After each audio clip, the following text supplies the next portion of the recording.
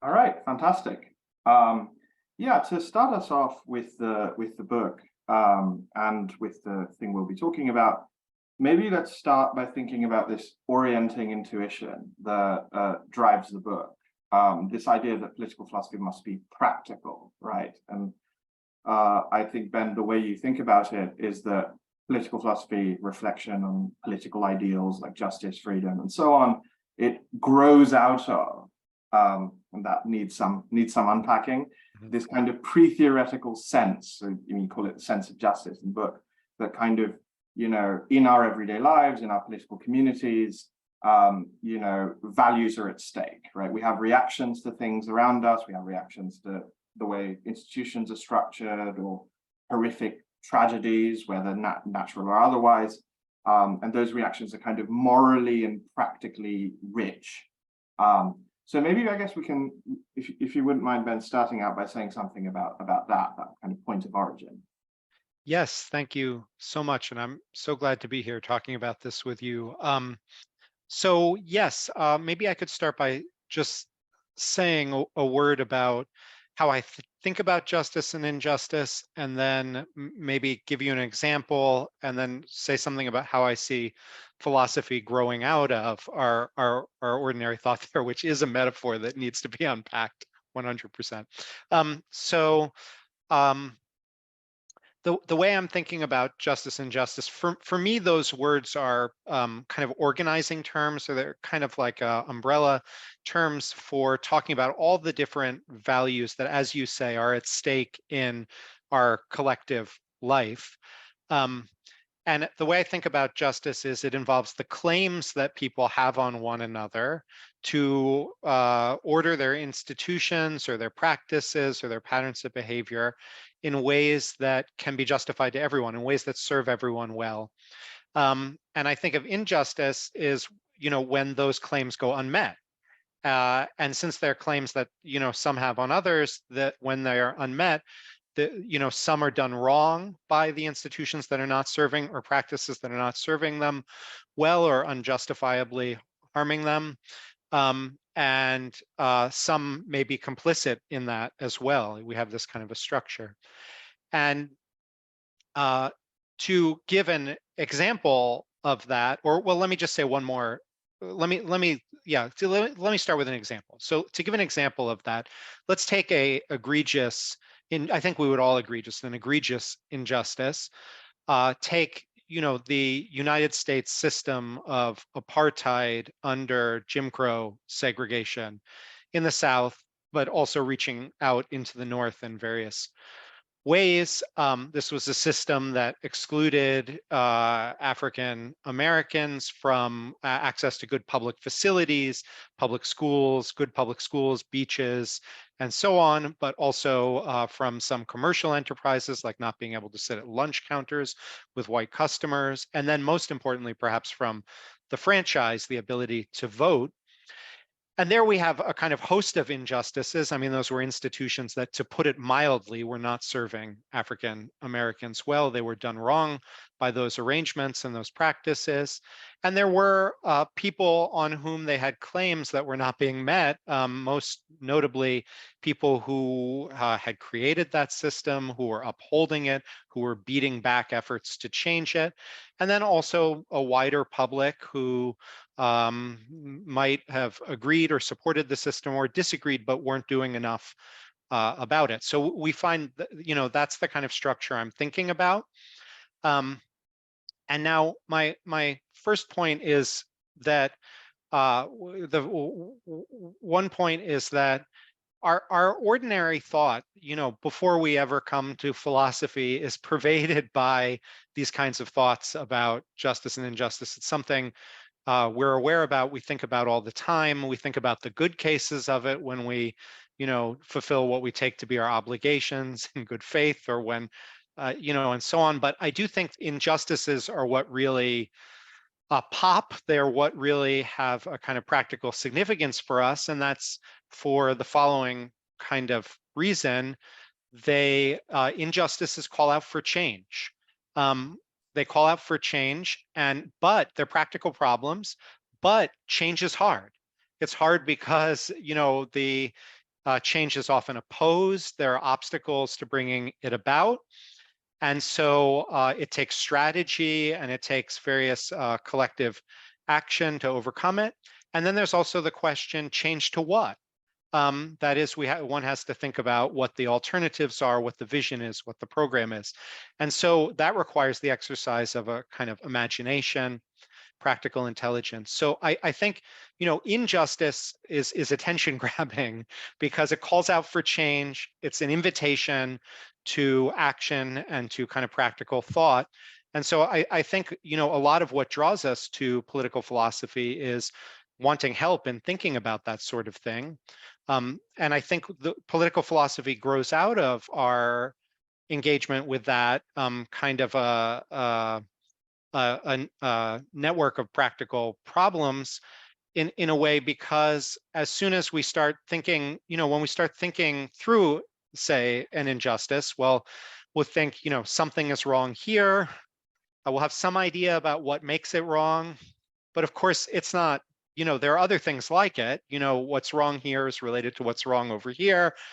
So for example, in the example I gave, I mean, one thing that was wrong was the denial of democratic equality. That was one dimension of the injustice, but but now when we start to characterize what's wrong, notice we start to say what justice requires. That is, what it would be, say something about what institutions would have to be like in order for them to not wrong people in the kinds of ways that the Jim Crow regime did. And I think of political philosophy as just carrying that same, it's utterly continuous with that kind of reflection, as kind of carrying that kind of thought and analysis, which we're already doing just as engaged political thinkers in the world, to a kind of higher level, not a new kind of activity, but just pushing, kind of pushing the envelope further there in that kind of a way.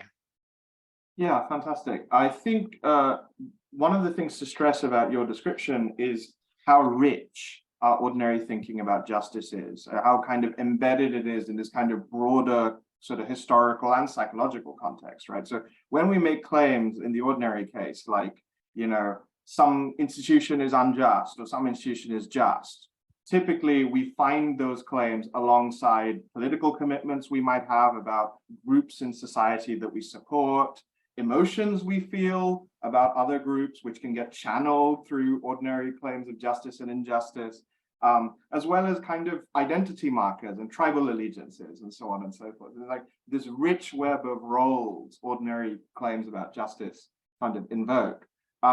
So I guess one question that naturally arises when you think about that is why a lot of political philosophy doesn't seem to be as rich as that, right? If ordinary thought is kind of swimming up to its neck in sort of psychological nuance and sociological nuance, historical nuance, much of political philosophy, the analytic tradition, last 40 years maybe, seems to people to be kind of devoid of that kind of richness, right? In sort of retreats, or seems to retreat from a lot of this complexity, focuses on abstract principles, focuses on the content of concepts like justice and freedom without any awareness of practical questions, practical problems.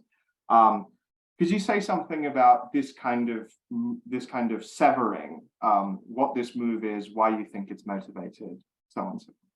Yes, well, I think it comes from many sources, but let me just pick one, kind of pick one. I do think that there is, in some circulation, a sort of picture that perhaps we could speak about what the motives are for this, but this kind of picture of political philosophy and the political philosopher as someone who is kind of neutral and above the fray in some way, who reflects, perhaps just reflects on kind of principles that we share, and offers perhaps neutral policy recommendations or something like that. And I think that picture is a real problem. I think you can start to see, this is just directly connected to what you were saying. I mean, I think you can start to see it's a problem because actually, I didn't fully make explicit how sort of uncomfortable a kind of a problem injustice is, because I do think one thing that is just completely striking about our thought about injustice, and it's a bit different from thinking about when things are going right. I think when things are going wrong, I was describing a kind of structure where some people suffer and others are complicit in injustice. But you can see, I think, just from that description, and I also said that injustice cried out for change, that it was something, if we're thinking that something is unjust, we're thinking it's something to be changed. Now, I think one thing that is true when we have that structure in place is that it raises the question where the thinker stands in relation to that structure. And it's a different kind of problem depending on where you stand. I mean, if you're the one who's suffering an injustice, it's one kind of problem. The problem is that it is affecting your life. The problem is that, you, in virtue of some position you occupy, whether it's disability, whether it's race, whether it's class, whatever it might be, say undocumented status, because of this position that you are in, you, along with many others, are not being well served or being wronged by the institutions and practices of society. And you, as it were, are thinking about, as it were, how to change it. Of course, if you take the stick from the other end, the problem is rather different. If you, find that you are, in fact, complicit with the injustice, then, the questions are how you can stop being complicit, how you can work to change things, how you can affect the other people who are also complicit in similar ways. And of course, if you're a bystander, similar questions arise, namely, what should you do? What are the appropriate ways for you to intervene? What are the inappropriate ways? What is incumbent on you to do? What is a failure of responsibility, and so on? And so, one thing I would emphasize is that, our engaged political thought is uncomfortable in just that way. It situates us. We're not like outside the system, we're inside the system. And I think the same is true of philosophy. And I think, in fact, it's even more dramatic than what I just said, because, and this was, I think, in your question as well, it's not just a static thing, because actually pretty much anything we might be aware of as an injustice is already a site of contention and struggle in society. And that means not just that we might, think some are being wronged by others, but also that there is already struggle, a multi-sided struggle between different actors. And so often when we're thinking about justice, it's not just asking where we stand with respect to the injustice, but there's actually an ongoing political contestation. And the question, in a way, is which side are you on? I mean, today is May Day. It is perhaps relevant to mention that question, which side are you on? And so I do think that one thing that has produced a boringness in philosophy, an irrelevance in political philosophy, and also a distraction, something that, as it were, moves us away from like what we would have thought political philosophy would be giving and doing for us, is obscuring the fact that we have to speak from somewhere, and that we are not being neutral, that when we identify an injustice, we are, as it were, picking sides, and we are, as it were, have to relate our thought to forms of actual real agency in the world. And so I think we have to kind of give up on the idea that we are, sort of neutral thinkers, sort of abstracted from this kind of a political context. And I think political philosophy anyway never was. People always were, in fact, motivated by practical thoughts, and it just is much more true, much more real, much more interesting when we bring that out into the open and we make it a real topic in philosophy. No, it's quite helpful that you put it that way, because from what you said, someone kind of who knows a little bit about the literature might think of you as an ally of thinkers in critical race theory, figures who are concerned with questions of standpoint epistemology. There's sort of a whole set of people, in social and political philosophy who stress the need to begin from the perspective of a real struggle and stress the extent to which philosophy can't escape a particular perspective or a particular standpoint, particular experience that it takes on, orients, articulates. But I think your position, you demur from that kind of alternative as well, even though you share a lot of its intuitions. So I guess in some ways, like, if you wanted to say something about what you think that kind of emphasis misses. Yes, sure. And let me say that I do think of myself as more a friend than a critic. I have to say that, in a way, my heart is with these voices who have criticized the same boringness of philosophy, and boringness is putting it too mildly. I mean, I think, but so I'm thinking here of, the great recently departed Charles Mills. I'm thinking about Elizabeth Anderson. I'm thinking about a whole host of different thinkers, Iris Marion Young, feminist thinkers, critical race theorists, various thinkers. And what I would say is, and this is going to have to paint with a pretty broad brush, and I think, different people have quite different and nuanced views, but if I were to say something general, it would be the following. I think I am right there with them in the thought that political philosophy begins and needs to begin with a lively perception, a lively sense of actual injustices and lived experiences connected with those. And that a philosophy that's irrelevant to that is problematic. But what I would resist in a kind of tendency in their thought that I see, which is I think of it as throwing a baby out with the bathwater.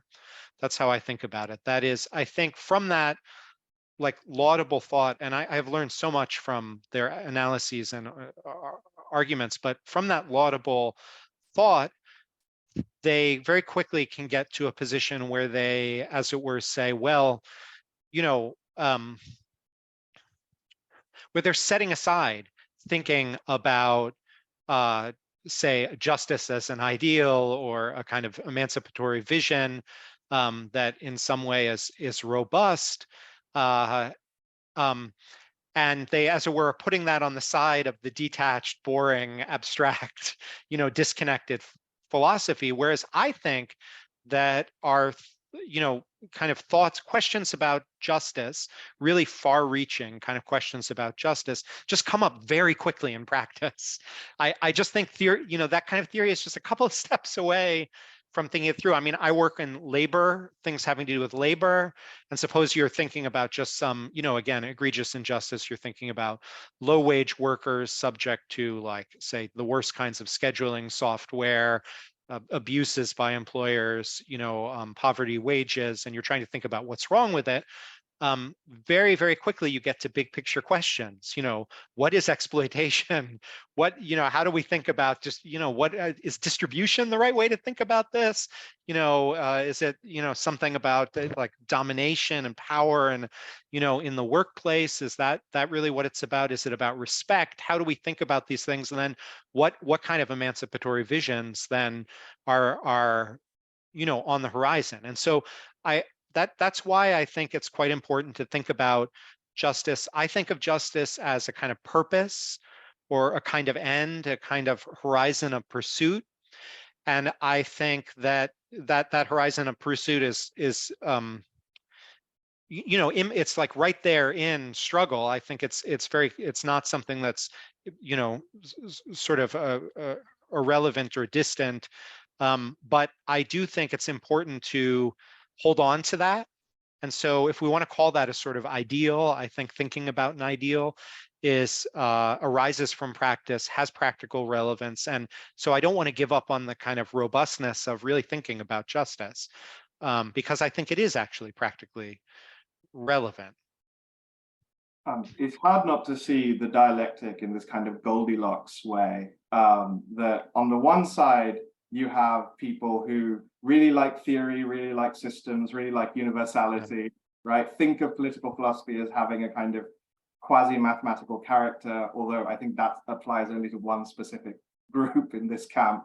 right? And on the other hand, you have people who, as it were, are too down to earth, right? Are people who are kind of too focused on specific struggles and kind of fail to appreciate these kinds of things like systematicity, universality, and so on. And you see your position as kind of reconciling the kind of too theoretical and too practical ends of the spectrum.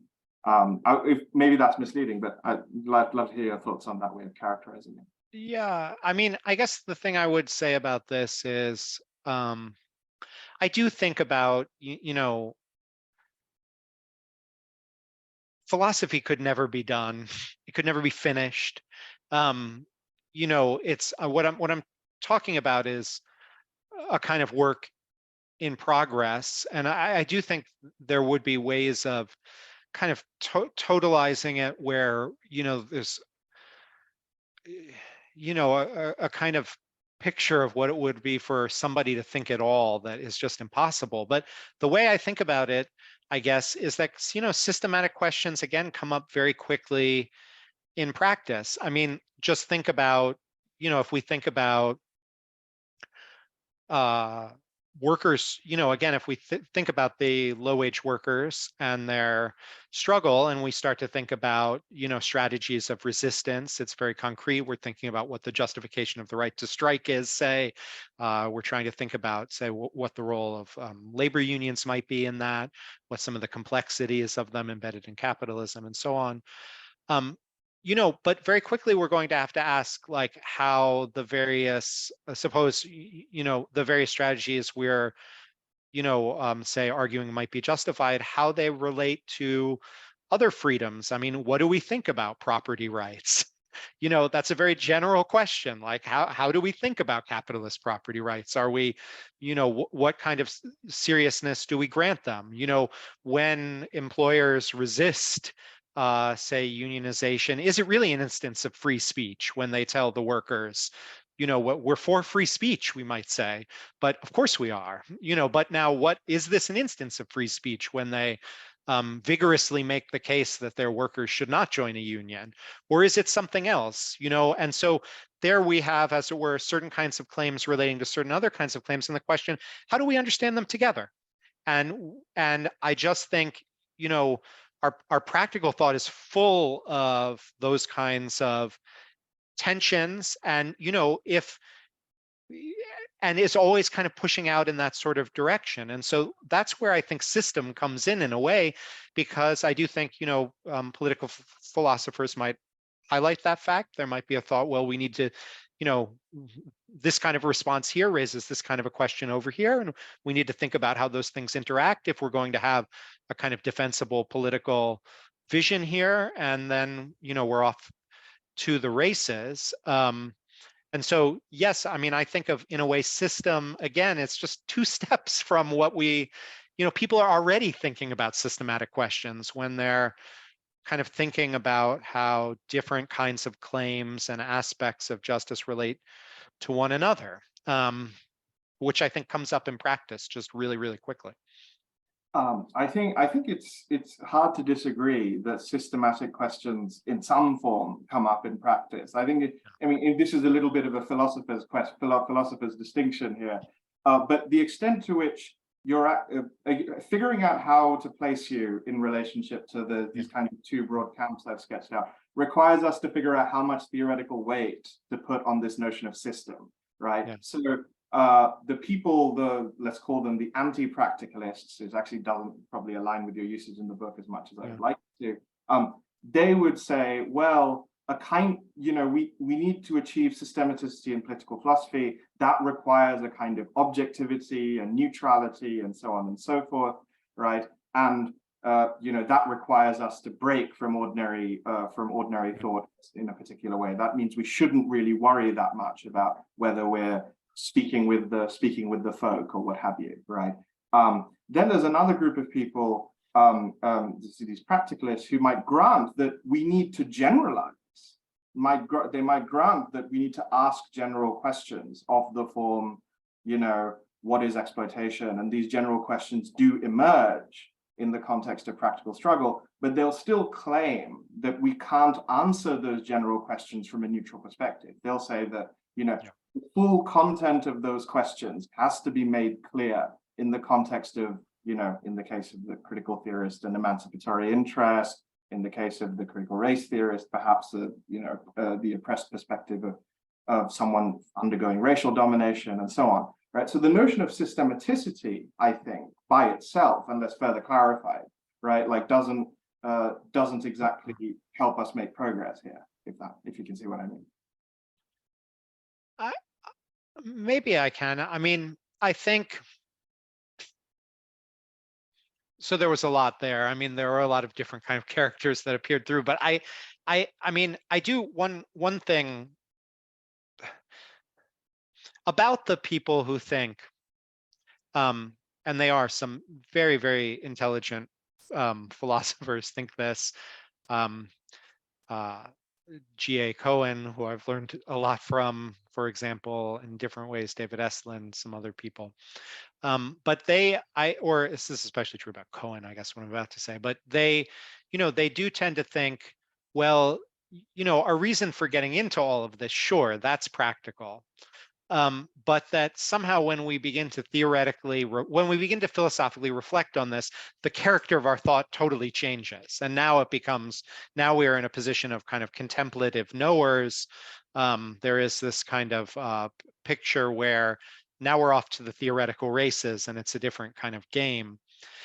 And I mean, I think in a way, my critique of that, whole picture really boils down to the following kind of thought. The thought is that it's on the face of it an unattractive kind of way of looking at things when the interests that get us into, when it's a practical interest that get us into something, when the very concepts we're discussing are concepts that seem to be practical in their kind of nature and character. And my sense of why somebody says something like that, really, at the end of the day, is that they say it because they can't see what the alternative would be to it. They say it because they have a kind of constriction on their thought about what it would be to do theory. Their thought is to do theory is, as such, something contemplative. So in other words, they can't see what it would be for a theory, a real theorizing to be practical. And so in a way, my intervention with this sort of a character is to try to make an alternative available that takes more seriously the continuity of our kind of than the practical character, and then tries to think, well, what would theory be like that just carries that forward? Well, for one thing, it's structured by a kind of practical, same kind of practical character. I mean, if justice is a purpose, then when we're thinking about justice, what we're doing is in part describing a kind of end. And when we're thinking about the injustice of the present, we're thinking about something that's towards a more emancipatory sort of vision. And that's a kind of practical, the different aspects of our thinking can be thought of as having different sorts of practical roles and so on. So that's how I sort of try to speak to I'm just trying to make an alternative available that just allows us to say, no, it's continuous. Of course it's continuous. What got us into it? What are the character of these concepts? Why do we even care about all of these things? Now, about the, I think there was a certain way that you had of describing the critical theorists that sounded pretty congenial to me. And I should say that I think probably the person whose view is closest to mine, the person who I have in a sense learned from the most, is Eric Olin Wright. And he actually calls his, the kind of theory that he is interested in developing, he's in a kind of similar position because he's thinking, he's a sociologist. So he's thinking, what is it to think of sociology as a discipline that is in fact practical? And he calls the vision he has of it emancipatory social science. And I think that's another way of describing the enterprise that I'm coming at from a different way. And so I don't think I would disagree with your discussion, your thought that we get to theory from practice, and that it comes from a particular place and from a particular practical engagement. I agree with that. It's just I I am thinking that nonetheless, the theory is something we get to, and nonetheless, justice is something robust and something we can think about. And when it's possible for us, we can think systematic questions about it. And when we do, what we're thinking about is a certain kind of end, a certain kind of emancipatory vision or object of our pursuit. So that is how I'm thinking. That is how I'm thinking about it. Maybe the sort of critical theoretic proposal, this other proposal, we can see it more clearly if we think about it as a kind of relativistic proposal. That if we think of it as saying, listen, when we're doing political philosophy, we're beginning from someone's point of view. I mean, this is a very crude oversimplification, and stuff like relativism and point of view tends to disintegrate under close philosophical contact quite easily. But for now, we can think of this kind of the proposal, as it were, on the other side of the Cohen proposal as one which insists on a particularly strong connection between the practical starting point, the experiential starting point, and where we get to theoretically, which kind of compromises the systematicity and the potential rationality of the theory. And I take it, and I'm not saying this is an objection. Like, clearly, this is someone this kind of views you want to distance yourself from. Right? Yeah, I do disagree with that, I suppose, because for the following sort of reason. I mean, I do think there's a lot to say here. One thing to say is I do think injustice is a problem for everyone. It's just not the same problem. I mean, I was sort of emphasizing that. I mean, being complicit with injustice is a problem, for sure. If one is thinking of oneself as complicit with injustice, it raises the question, what is to be done?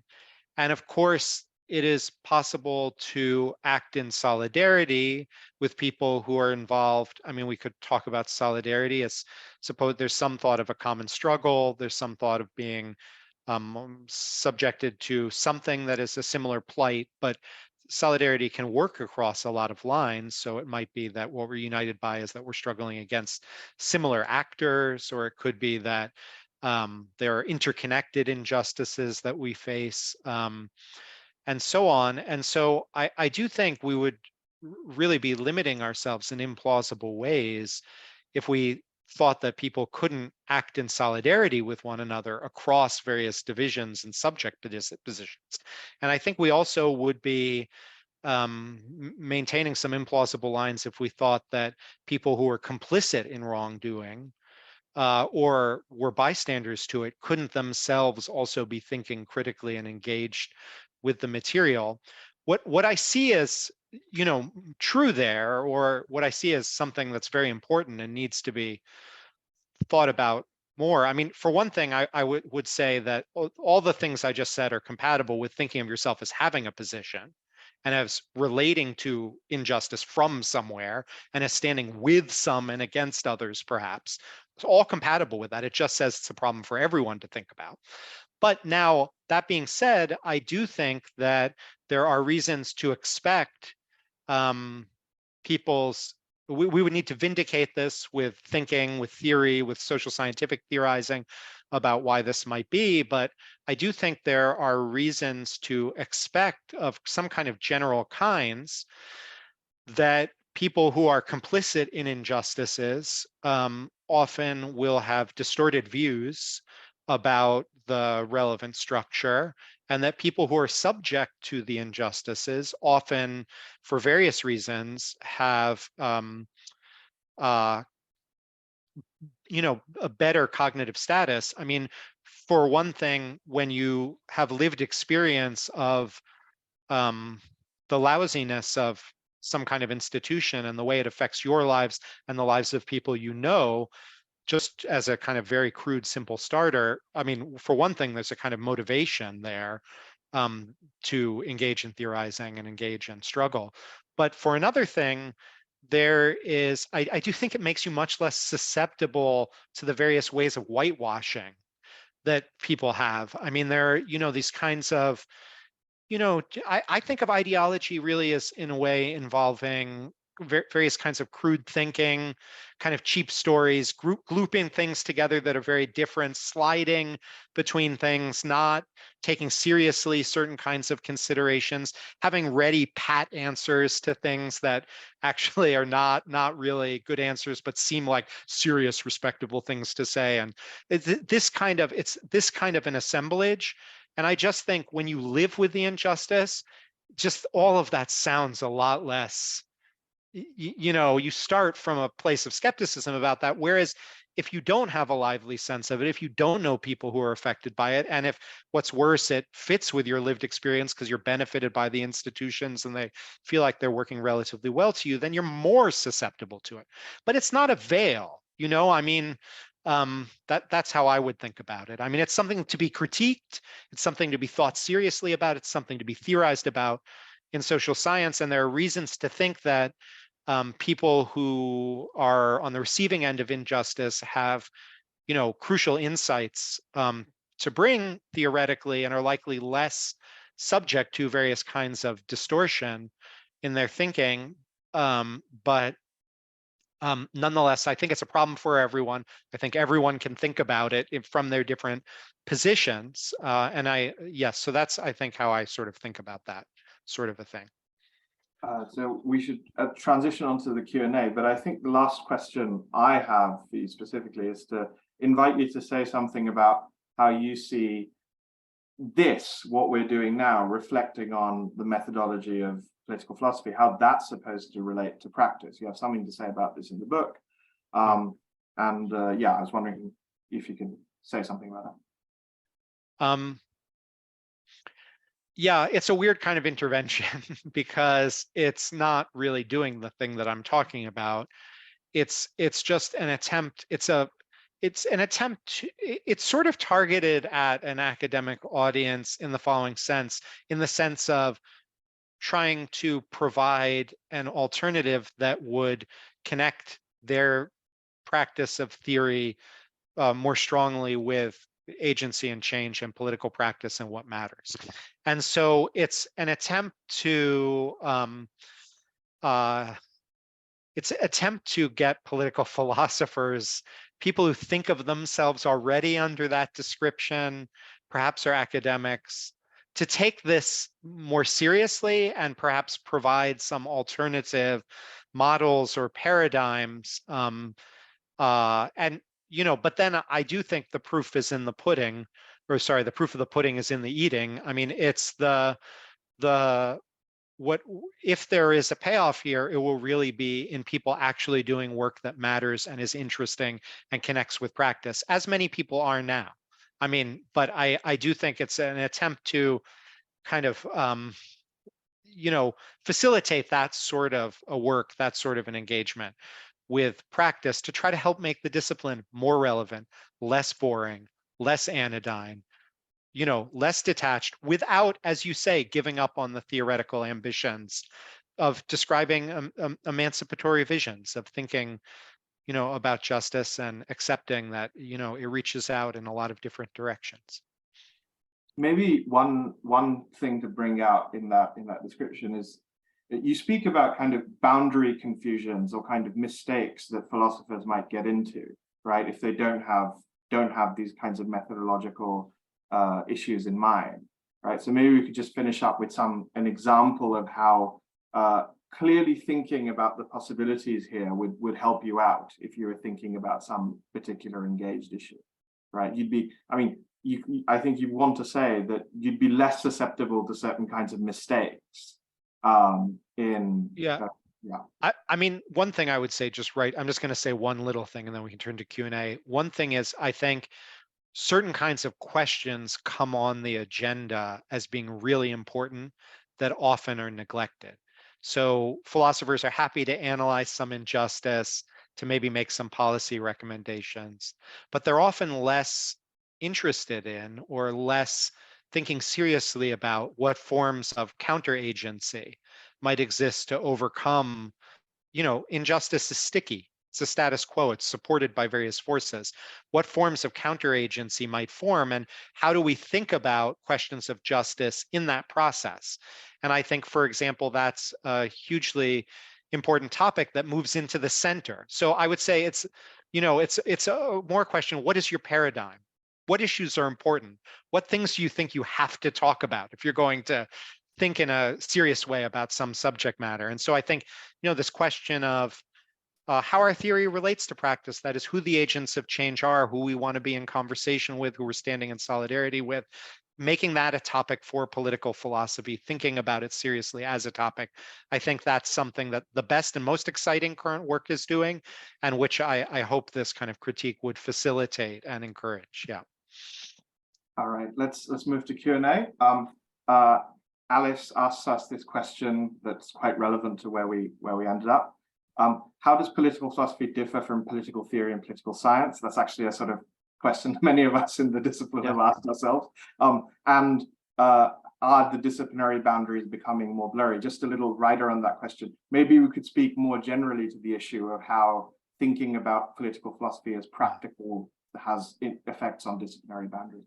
Yes, a wonderful question. I mean, let me give a two-part answer. The first is just very brief. My view, which may not be shared by political theorists, is that political philosophy and political theory are two different names for the same thing.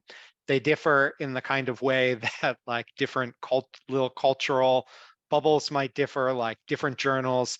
In one case, you might refer to Hannah Arendt. In the other case, you might refer to John Rawls, like who are, I don't know. I think of it as a kind of very minor sort of difference. I think the question about disciplinary boundaries is really pressing. And I do think that, the kind of structure that I'm trying to make explicit, that is, what is it, to analyze an injustice, where we're thinking about that as involving some normative ideas, some ideas about justice, ideas about right and wrong, critique, but we're also thinking about understanding how a status quo is reproduced across time, how it really functions, and how agency relates to that. I do think that's necessarily an interdisciplinary kind of activity. You obviously have to know about the world to talk about the world. You have to know about how systems actually work, how they function, but it's done from a political point of view or practical point of view. So I do think it's a kind of terrain that's not owned by anybody. First of all, I think ordinary political actors are already thinking about these things and engaged with them. And then I think, various disciplines are relevant. I mean, if you're going to think about injustice at work, you've got to think about political science, you've got to think about sociology, you've got to think about economics. Ethnography is relevant. What do people say about what it's like to live with these various kinds of surveillance and conditions? Or how does going on strike, winning a successful strike, change you? I mean, these are actually very relevant for thinking about these kinds of topics. So I think, there's a sense in which I myself am comfortable with the dissolving. I'm sort of coming at it in making a disciplinary intervention, but my view really at the end of the day is that, maybe the best thing to say would be something like we're all political philosophers, or political philosophy is a kind of tradition that just takes the kind of ordinary thought that we all have and practice that we engage in and kind of, as it were, carries on in the same manner with a certain kind of focus or point of view, something like that. But I do think that to think about real injustices, you have to cross disciplinary boundaries, and that there are going to be many ways in, and it's going to have to be very, very interdisciplinary. Yeah.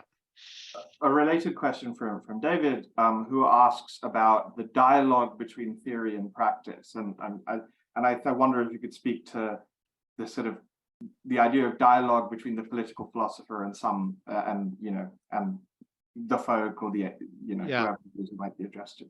Yeah, I think this is the most important topic, and I think, the obstacles to dealing with it well are really huge, and they're partly political. I mean, I do think, there's something, it's highly problematic that the place where like respected thought about these, topics happens is in, kind of, it's in some cases high prestige, in some cases low prestige, but venues that are locked in a kind of academic sort of context. And, one, so I do think that kind of a setup makes a lot of problems for dialogue.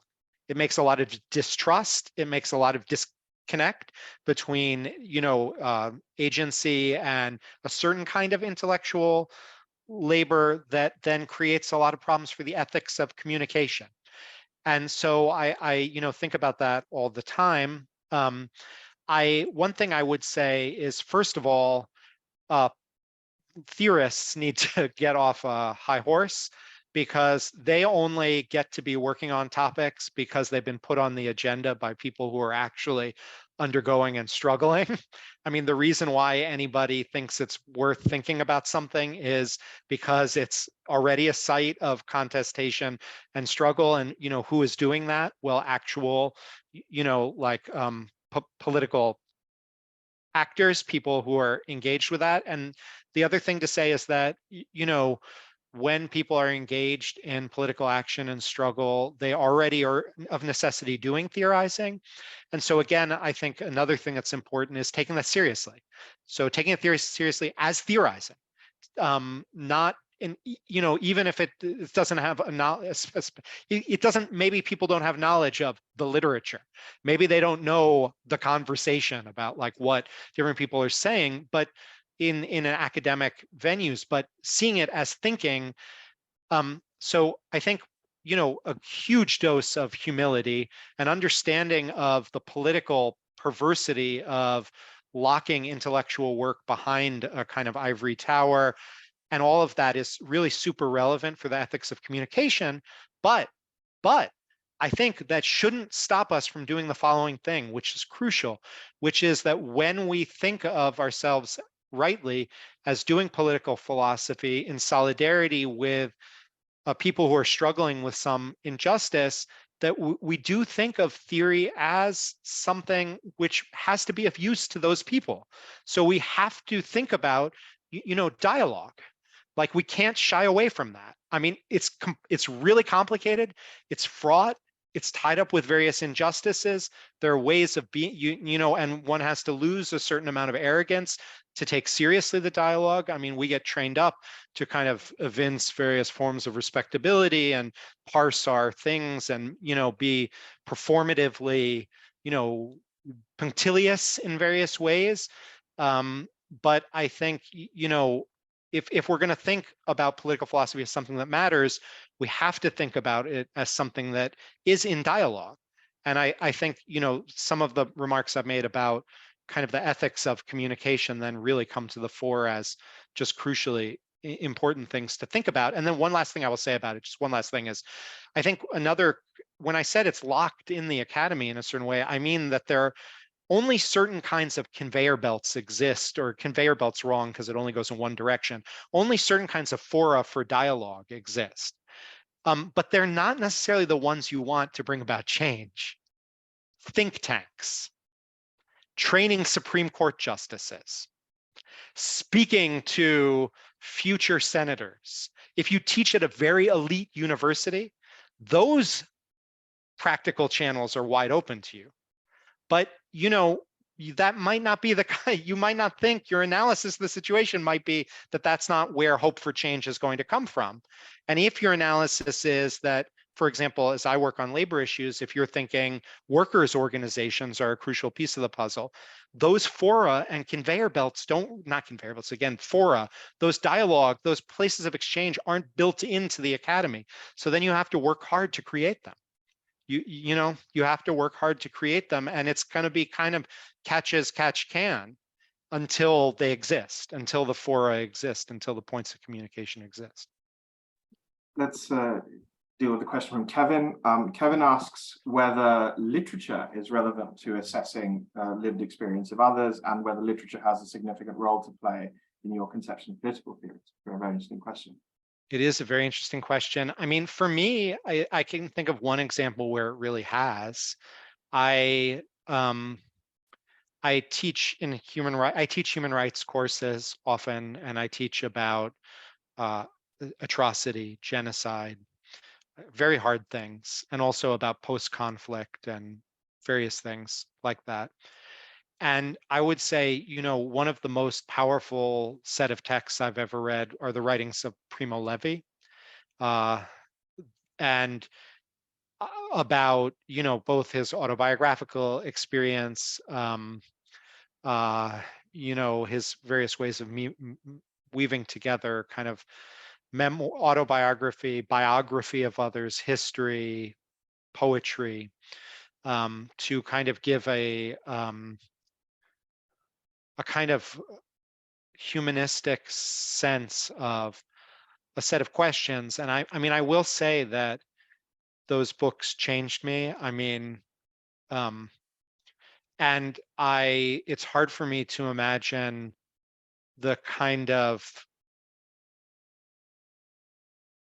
urgent, serious, humane sensibility that flows from them. I mean, I just think it's like an incredible, helpful, you may not agree with all the things he say, you may be a critic, but I do think there is a kind of seriousness that could only be conveyed through means that were literary, really, in their form there. And I do view it as opening up whole topics for thought. So I'm not sure I have a really great way of thinking about that in general, but there's one example of something that has really affected me, and also the way I think about some of these matters. I've even tried to teach it as philosophy in a way, even though I know that's there's something strange in that exercise, but yeah. I mean, just to comment on that, I'm assuming Martha Nussbaum's case for literature as, helping us form our ethical imagination carries over to the political case to some extent, I would imagine. But I mean, we can talk about whether her work is the point of departure here, but the general idea that literature has kind of value for developing your ethical imagination, for developing your ethical sensibility, presumably that has relevance to the things we're discussing as well. Yeah, I definitely think so, for sure. I mean, I think it's I think literature can do a lot of things, I would say, but I think it can take wildly diverse forms, but among the things it can do is provide a kind of serious reflection on a kind of texture, or that, it can be it can do something that a philosopher might describe as, thinking philosophically by other means, and the other means can be really important because they can affect you in various ways that no, I think, piece of philosophy could do, except insofar as it made itself, literature in that kind of a way. So I don't know. Maybe to finish up with, Darren asks us about a question about coming attractions. So perhaps perhaps from yourself, but also in terms of work you think exemplifies these kinds of virtues that we're talking about. Work in political philosophy, which is both practical and systematic. Where would people go to think more about these kinds of issues? Yes, I have a few recommendations in closing, because I do think wonderful work that is very good in the kinds of way. In a way, my work on my reflection on method arises from, like reflecting on some of this really exciting work that I think is being done right now. So I'll mention a few things. I find some of Tommy Shelby's work. He's a political philosopher who thinks about race in particular, sort of race and capitalism, and a set of questions that arise around that as being a kind of profound kind of positional reflection that engages seriously with theory, but begins from a real sense of the importance of the topics that he's dealing with, and also an attempt to think responsibly. How do we think about some of those disciplinary boundary crossings? So I think his book, Dark Ghettos, which is a really wonderful meditation on thinking about race and class in the United States, I think is a wonderful starting point. I also think, I do think the work of Eric Olin Wright is something that's near and dear to me. He has a wonderful book, it's older, called Envisioning Real Utopias, where he kinds of looks at some real world experiments, very small scale, but that have real emancipatory, or really radical and have emancipatory possibilities. And he says, you know, okay, instead of building castles in the sky, let's look at these real utopias. Let's think about where they worked, where they didn't work, and what might be involved in scaling them up. And he's very sensitive to thought about justice. I mean, he describes it as a kind of compass that you have to have in order to engage in this kind of practical. So I think that book's good, where he has a new little one called How to Be an Anti-Capitalist in the 21st Century that he was writing as he died, which I would also recommend, I suppose. So those are two really good recommendations. I mean, I think Elizabeth Anderson is a person who is doing some of this work. I really like her book, Private Government. I mean, I have some problems with, I think she really short sells the labor movement. She is too dismissive of workers' cooperatives and various other far out ideas, but I think that is also, I do think she has a very lively sense that these things matter. One last person, Leah Upi's work, I think is really exciting in these ways. I mean, I think we'll talk about cross of literature and philosophy. I think her memoir, Free, is a really wonderful recent engagement, but I think her more theoretical work is quite good in this way as well. There are a few people off the top of my head. There are many others we could go on, but yeah. Ross, to drop in an underappreciated favorite, Leif Wenat, and his work on oil, particularly, which really doesn't seem like something that would be relevant to these high methodological topics we're talking about. But it is. It so is. Blood oil really is. It really exemplifies this kind of structure. It's true. I agree with that.